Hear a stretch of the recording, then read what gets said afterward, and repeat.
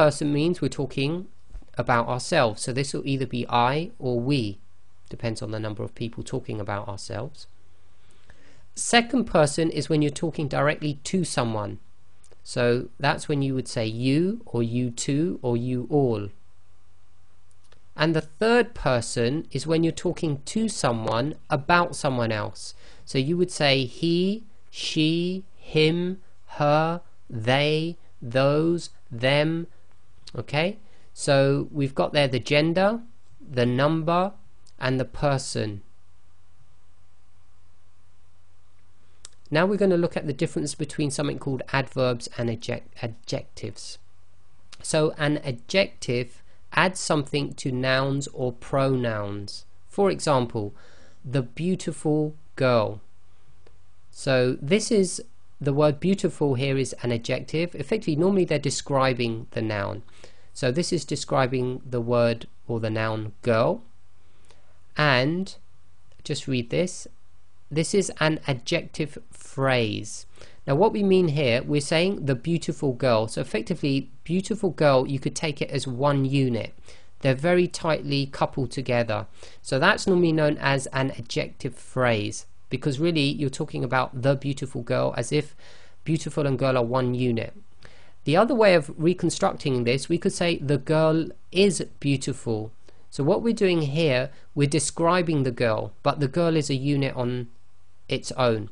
So this effectively is a sentence with a noun and then an adjective coming after it. Okay, so you need to make the distinction then between an adjective phrase and an adjective being used in a sentence. Then we have adverbs, and this is one of the more tricky parts of grammar. Add something to verbs, adjectives, or adverbs themselves. For example, he walked slowly. So here the adverb slowly is adding something to the verb walking. Number 2, she is a very lucky girl. The adverb very is adding something to the adjective lucky. So we're saying the lucky girl. So lucky is describing the noun, so lucky is an adjective. Then we're further clarifying that as the very lucky girl. So very is now adding more information to the adjective lucky, so very is an adverb. And then number 3, he walked very slowly. So the adverb very is adding something to the adverb slowly. So walked is a verb being described more by the word slowly, which is an adverb, and then we've got very adding more to the word slowly, so it's an adverb adding more to another adverb. Then we come on to something called the active and passive participles, and this is different from the active and passive voice which we looked at before. So the active participle is created from what we call a root verb, so from a doing word, can be used in different ways. This is a very complex area. So if we take the word to write, which is a verb, and we're going to create from that verb the word writer. So he is a writer. Now the writer effectively is a noun indicating the doer of an action, but it's created from the base or the root verb to write. So when you take a verb, change it into effectively the noun of the person who can do that verb, it's known as an active participle. The second case is he is writing. So it's when you take the verb and you present it as what's called the present continuous verb. We'll cover that term later on under verbs. From the verb to write. So you take the verb to write and you change it into the verb writing, so you're adding the ing. That form of the verb with the ing is also sometimes known as the active participle. And the third, here we have God is all seeing.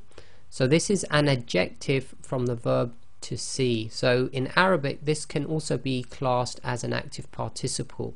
So you take the verb like see, change it into the word seeing. So here, although seeing is an action, we're actually using it to describe God. We're saying God is all seeing, so it's actually acting as an adjective describing the noun God.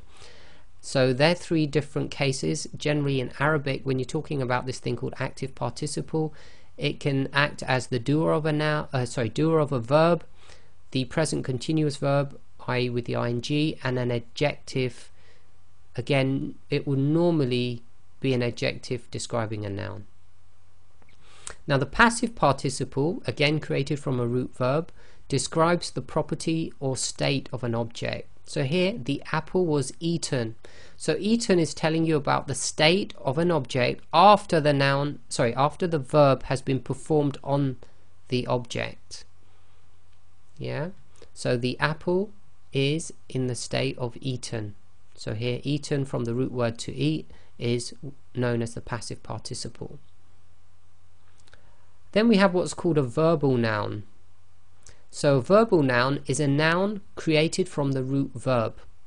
Example, the boy's recitation. So recitation is a thing, even though it's effectively abstract, it's a noun. But the noun is created from the verb to recite. So if you take a verb and then create a noun out of it, it's known as a verbal noun.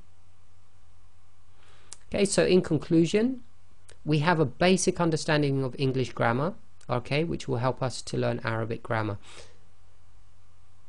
We have covered many terms, so again, don't worry, all of these terms we'll cover again when we need them in the relevant section. However, all of those terms that you've just gone through is almost every bit of grammar that you need for an elementary level of Arabic grammar. So my recommendation to you is to go through this lesson every now and then, just to keep bringing into your mind all these basic principles of English grammar, so that when we come onto the Arabic grammar subjects which deal with these concepts, it will be very easy for you to pick up.